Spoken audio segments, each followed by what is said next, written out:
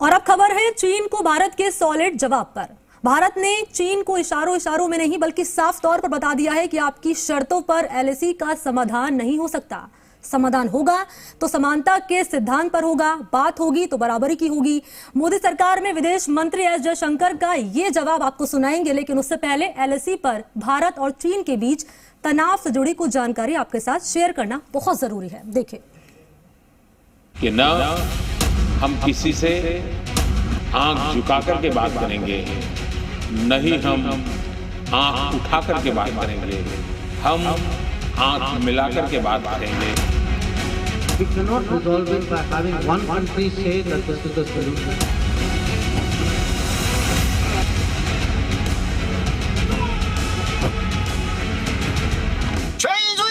Asia की दो महाशक्तियां भारत और चीन, दोनों देशों की सीमाओं को जोड़ती है एलएसी।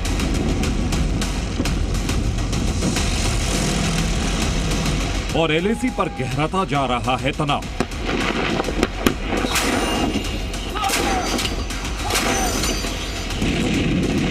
दोनों देशों की जितनी सेना और घातक हथियार बॉर्डर के काफी करीब मौजूद हैं, वो बड़ी तबाही के लिए काफी है।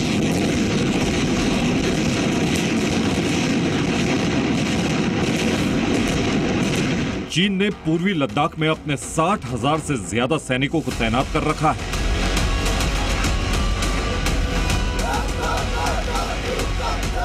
जिसके जवाब में भारत ने भी इतनी ही संख्या में जवानों को चीन का काउंटर करने के लिए तैनात किया। ताकत की नुमाइश के साथ दोनों देशों के बीच शांति बहाली की बात भी चल रही है। गलवान के बाद भारत और चीन के बीच 15 राउंड की बातचीत हो चुकी है। कुछ इलाकों में दोनों देशों की सेनाएं पीछे भी हटी हैं। लेकिन गलवान में पटखन्नी खाने वाले चीन के इरादे इस इलाके में आक्रामक ही नजर आ रहे हैं। चीन यहां सैनिकों के लिए स्थायी निवास पेंगोंग सो लेक पर दूसरा पुल और एलएसी तक पक्की सड़कें बनाने में जुटा है। यही नहीं, लद्दाख के करीब कई हवाई ठिकानों की क्षमता भी बढ़ाई जा रही है। यानी शांति बहाली की दुहाई देने वाला चीन लद्दाख में ऐसी गतिविधियों को अंजाम दे रहा है जिससे तनाव घटने के बजाय और बढ़ सकता है। मोदी के जय, चीन में भय। लेकिन अब भारत ने भी साफ कर दिया है कि वो चीन की गीदड़ भक्तियों के आगे नहीं झुकेगा। भारतीय विदेश मंत्री एस जयशंकर ने एक बार फिर चीन को आईना दिखा दिया है। Would we like to resolve it? Yes, but we would like to resolve it on terms that are fair, that are equitable, that do justice to our claims, and that is something which we have mutually agreed. We cannot resolve it by having one country say that this is the solution and for us to accept it. That we will never accept. S Jaishankar की कूटनीति के आगे चीन कई बार हैरान और परेशान नजर आता है। रूस यूक्रेन युद्ध के मुद्दे पर उन्होंने पश्चिमी देशों को आईना दिखाया तो चीन उनकी तारीफ में कसीदे गढ़ने लगा। लेकिन वही जयशंकर जब चीन को घेरते हैं तो चीन को जवाब देते नहीं बनता। इन्होंने यूरोपियन देशों को कहा कि भाई आप ये मत सोचो कि दुनिया केवल आपके प्रिज्म से ही चलती है, कि जिस नजरिए से आप दुनिया को देख रहे हो कि हम भी उसी नजरिए से देखें। सेम बात चाइना को हम कहते हैं कि आप जिस नजरिए से दुनिया देख रहे हो जरूरी नहीं है कि हम भी उसी नजर से दुनिया को देखें, यानी कि जो आपको वो हम माने। हमारा अपना भी तो नजरिया है। चीन भले ही दुनिया को अपनी दादागिरी दिखाता हो, लेकिन जयशंकर के सामने उसकी एक नहीं चलती। वो न सिर्फ चीन को आईना दिखाते हैं बल्कि उसे डिप्लोमेसी का पाठ भी पढ़ा देते हैं। हालांकि ये पहला मौका नहीं है जब भारतीय विदेश मंत्री ने चीन को आईना दिखाया हो।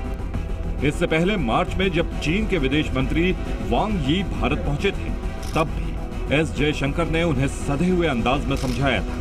Is our relationship normal today? My answer to you is no, it is not. And it cannot be normal if the situation in the border areas is abnormal. And surely the presence of a large number of troops there in contravention of agreements is abnormality. S Jaishankar के ये तेवर भारत की बदलती विदेश नीति की तरफ इशारा करते हैं और इसके संकेत प्रधानमंत्री नरेंद्र मोदी साल 2018 में ही दे चुके हैं कि न हम किसी से आंख झुका करके बात करेंगे, न ही हम आंख उठा करके बात करेंगे, हम आंख मिलाकर के बात करेंगे। और प्रधानमंत्री मोदी सिर्फ कह नहीं रहे हैं, करके भी दिखा रहे हैं। 6 जुलाई को उन्होंने तिब्बत के निर्वासित धर्मगुरु दलाई लामा को जन्मदिन की बधाई दी और ट्वीट भी किया, जैसा कि तय था। प्रधानमंत्री नरेंद्र मोदी का दलाई लामा को किया गया फोन कॉल चीन को नागवारा गुजरा। चीन ने इस पर ऐतराज भी जताया, लेकिन भारत ने साफ कर दिया कि वो अपनी विदेश नीति को किसी की धौंस या धमकी के आधार पर तय नहीं करेगा। दलाई लामा एक बहुत ही ऊंचे इवॉल्व स्पिरिचुअल बीइंग है, और हम जिसको भी ग्रीटिंग दे, इसमें चाइना कौन होता है ऑब्जेक्शन रेज करने वाला? हमें जो इंसान जो हमारा दोस्त लगे, हम उसको उसकी अच्छी उम्र, उसकी सेहत की शुभकामनाएं देंगे। चाइना कौन होता है हमें बोलने वाला कि आप किसको विश करो या ना करो? भारत ने यह भी साफ कर दिया कि अगर चीन अपनी हरकतों से बाज नहीं आता तो भारत भी तिब्बत जैसे मुद्दों को उठाने में पीछे नहीं हटेगा। सिर्फ कूटनीति नहीं, भारत जमीन पर मुकाबले के लिए भी तैयार है। जमीन पर M777 अल्ट्रा लाइट होवित्जर जैसी तोपें और टैंक तैनात हैं। तो चिनूक, अपाचे, तेजस, सुखोई और रफाल आसमानी खतरे से निपटने के लिए तैयार है। यानी भारत का संदेशा साफ है कि वो शांति चाहता है, लेकिन अगर किसी ने भी इसका बेजा फायदा उठाने की कोशिश की तो पलटवार से भी पीछे नहीं हटेगा। ब्यूरो रिपोर्ट, जी मीडिया।